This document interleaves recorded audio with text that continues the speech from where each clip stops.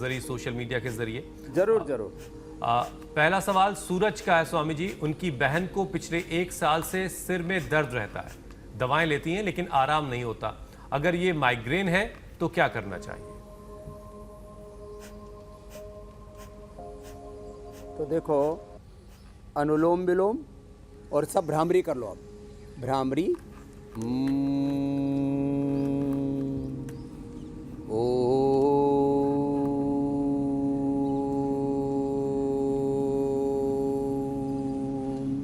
फिर शीतली शीतकारी,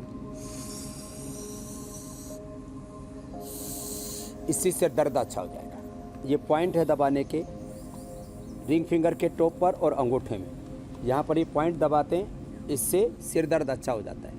मेधावटी का प्रयोग मैंने बोला ही हुआ है। और कोरोना के बाद भी बहुतों को, अब जैसे विवेक ही बैठा हुआ है, कोरोना के बाद अब इसके दिमाग के तंतु पूरे हिले हुए हैं और मेमोरी पर भी असर आ गया है।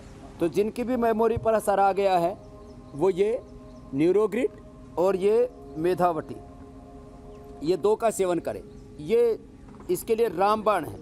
मेधावटी 2-2 गोली सुबह शाम खाने के बाद और न्यूरोग्रिड खाली पेट, ये दोनों सेवन कर लेते हैं तो फिर, और ये अनुलोम विलोम भ्रामरी उद्गीत शीतली शीतकारी और ओंकार और गायत्री का ध्यान करें। मन में पॉजिटिविटी रखें। बादाम रोगन नाक में डालें, बादाम रोगन दूध में भी डाल के पी सकते हैं। और बादाम और अखरोट ये रात को भिगो दें और सुबह पीस करके पी लें।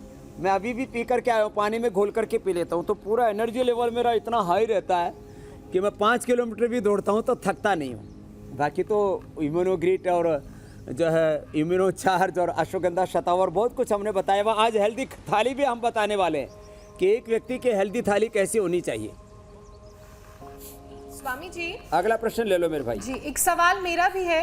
अक्सर भस्त्रिका करते हुए जो मस्तिष्क है और जो नाक है वो बहुत गर्म हो जाती है, तो ऐसा क्यों होता है?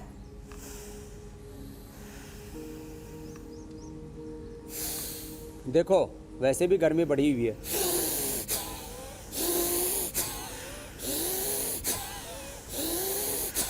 जब ऐसा करते हैं तो प्राण को तो अग्नि का, प्राण अग्नि, सप्त धात्वाग्नि, पंचभूताग्नि और जठराग्नि को जागृत कर देता है। इसलिए इससे अंदर जो है एनर्जी एक्सपेंडिचर भी होता है। 5 से 10,000 किलो कैलोरी 1 मिनट में एक्सपेंडिचर होता है इसमें। तो ये स्वाभाविक है, लेकिन ये गर्मी थोड़ी ज़्यादा लगे तो धीरे धीरे कर लें। और बादाम अखरोट रात को पीस करके पी लें। 3 लीटर पानी ज़रूर लें। दूध रोज़ पिया करें तो ये गर्मी नहीं होगी। और जिनको बहुत ज़्यादा गर्मी लगती है तो प्राणायाम के बाद थोड़ा शीतली और शीतकारी कर लिया करें। तो जिनकी पित्त प्रकृति होती है उनको ऐसा स्वाभाविक है, और जिनकी कफ प्रकृति होती है, नाक बंद रहते हैं, उनके लिए तो ये रामबाण है। तो जल नीति सूत्र नीति के साथ सरसों का तेल, अणु तेल, षडबिंदु तेल डाल लेंगे और साथ में स्वासारी, और बहुत ज़्यादा कफ कोल्ड है तो स्वासारी गोल्ड ले लिया। फिर तो बात क्या, और थोड़ा ये सूंघ लिया। ऐसे ही ये जो ऐसी सूंघी लेंगे तो इससे सूंघने से पूरा नाक खुल जाएंगे जिनकी कफ प्रकृति है। और जिनकी वात प्रकृति है उनको थोड़ा गिलोय लेना चाहिए। तो गिलोय से वात पित्त कफ तीनों का बैलेंस हो जाता है। उससे ब्रेन के लिए भी, उससे डायबिटीज़ के लिए भी, ओबेसिटी के लिए भी, आर्थराइटिस के लिए भी लाभ होता है। तो वात पित्त कफ तीनों दोषों के अनुसार ये नाक वाली बात भी आपको हमने बता दी है ज्योत्सना जी। स्वामी जी, अगला सवाल आयुष का है। कोरोना उन्हें हुआ था, भाई के लंग्स में इन्फ्लेमेशन बहुत ज्यादा हो गया है, सीआरपी जो है वो 30 है, उनके लिए कोई उपाय बता दो।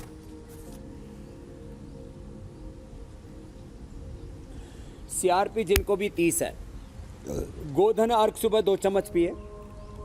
2-2 गोली गिलोय घनवटी की खा ले। गिलोय घनवटी बहुत ज़बरदस्त होती है।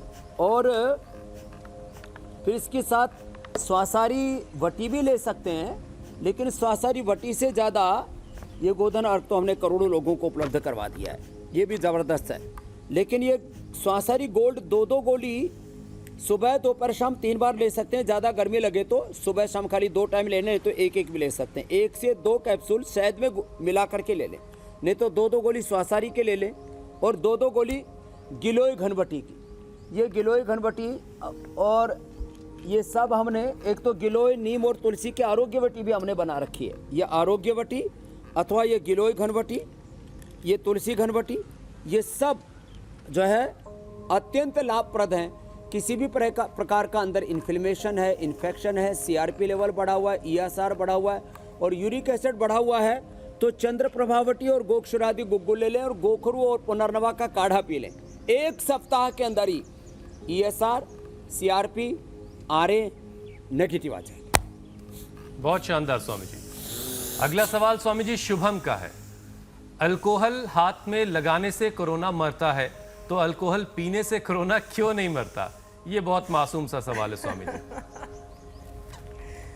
इतना मासूम कि सुनकर मजा आ गया। तो अल्कोहल जब पीते हैं तो फेफड़े में नहीं जाता, पीते हैं तो पेट में जाता है और पेट में अल्कोहल जाकर के हमारे लिवर, किडनी के फंक्शंस को, हमारे आंतों के फंक्शन को, उनको गड़बड़ करता है।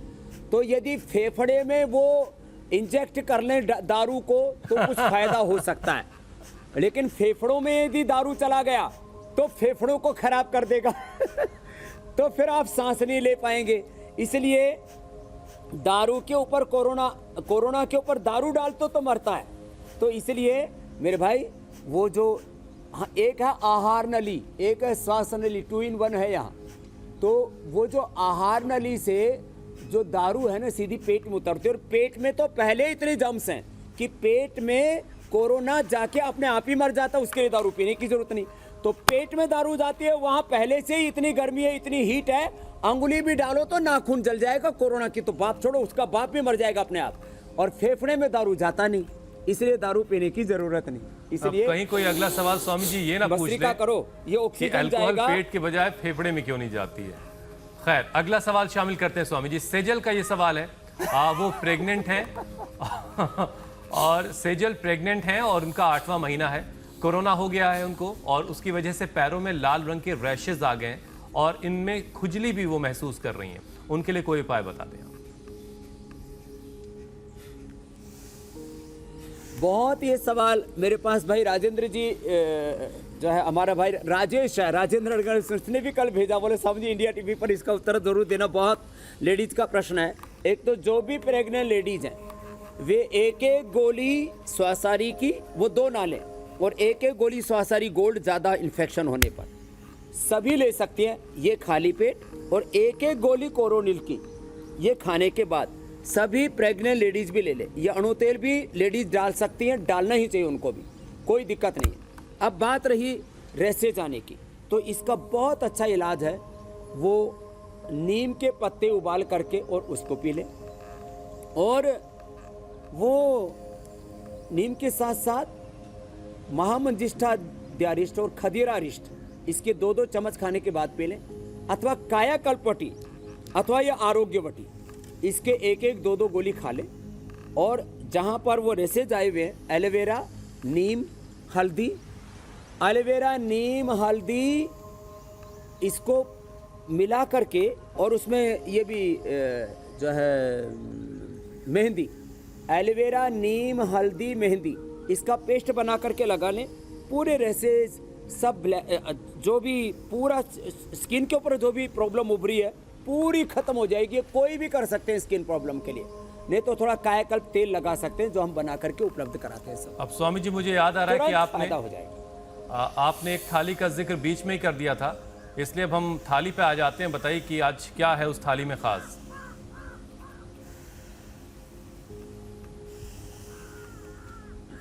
तो आज की थाली भी बता देते हैं। और जो एक हमारे साथ में भाई हैं जो है क्या नाम है, जिनको 30-35 यूनिट इंसुलिन लेना पड़ता था, राव क्या नाम है,